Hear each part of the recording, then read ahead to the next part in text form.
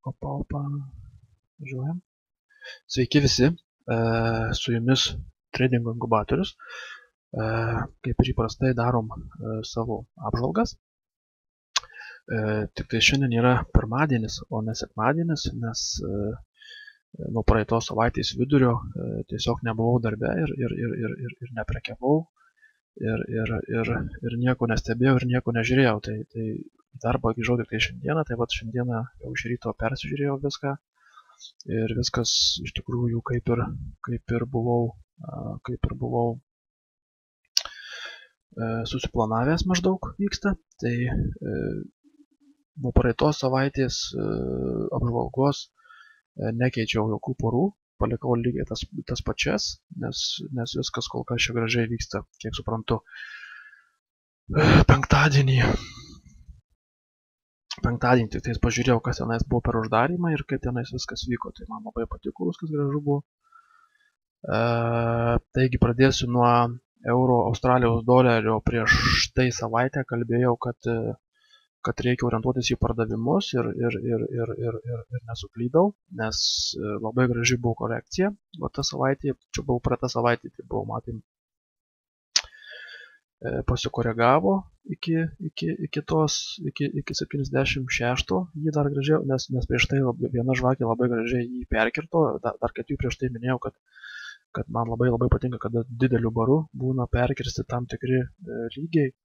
Tada aš jau orientuojuosi sugrįžimo ir tada, kada jau sugrįžta, orientuojuosi vėl į trendo tęstinumą. Tai matom, kad tas visas reikalas ir įvyko. Šiandien atidariau pardavimo orderius. Dieniniam grafike labai gražiai matosi. Palauk, kad aš tik tais uždėsiu vat šitą variantą. Ai, čia 200 buvo šito vietoje patikrinta, jo, tai čia jau yra sulaužyta, du kart viskas aiškus.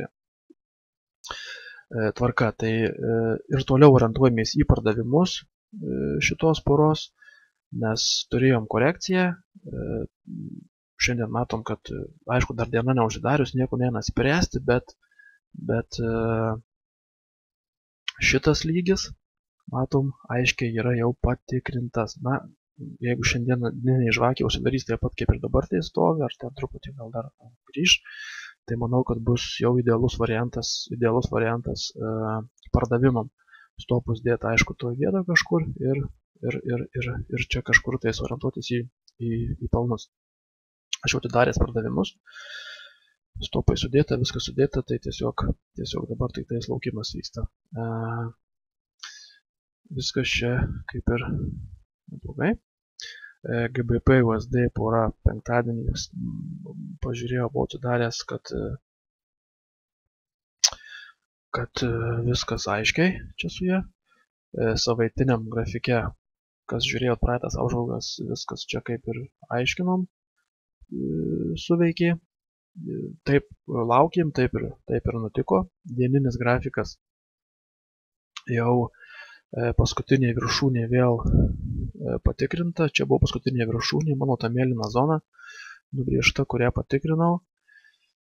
Prieš tai penktadienis man barots, jau matom, kad penktadienis buvo sugrįžęs atgal. Ir šiandien kažkas tai vėl čia vyksta, bet aš čia tik tais pirkimus matau, tik tais pirkimus ir jokių pardavimų.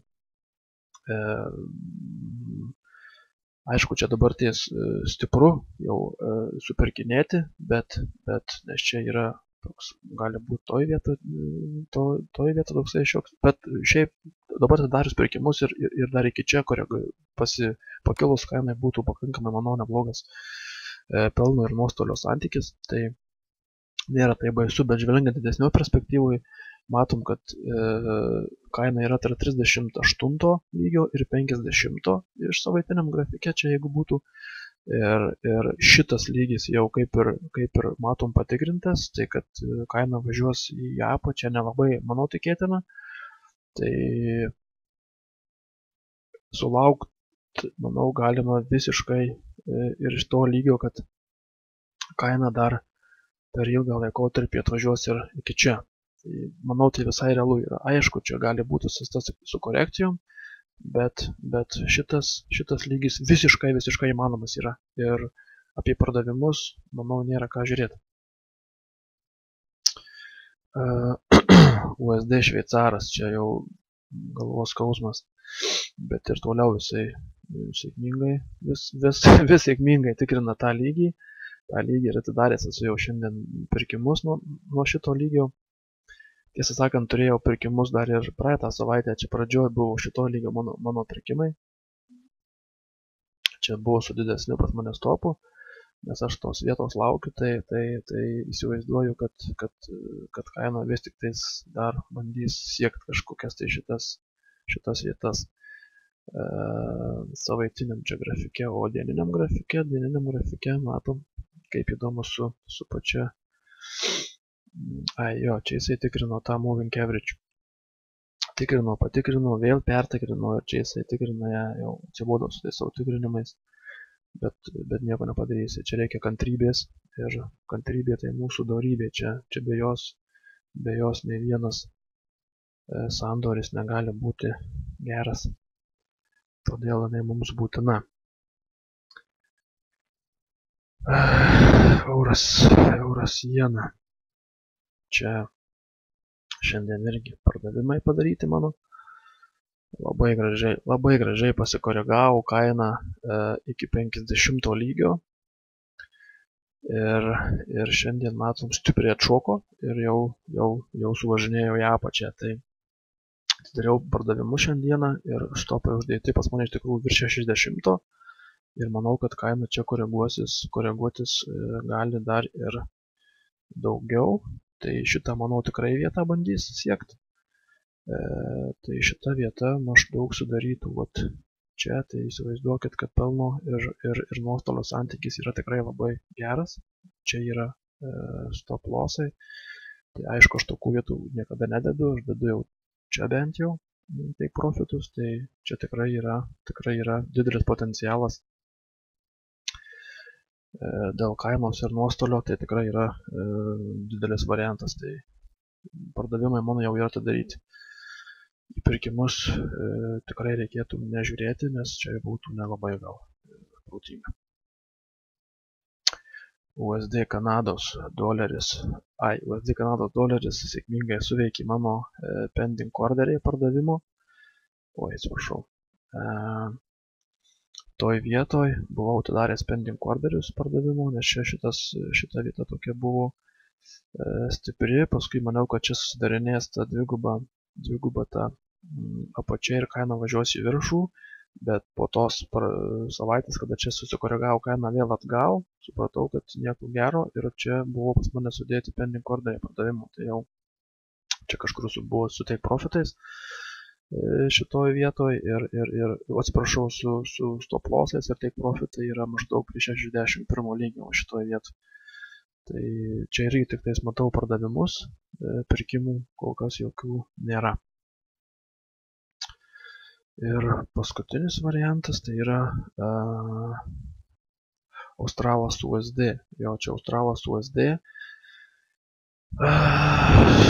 Kalbėjau praeitą savaitę apie tai, kad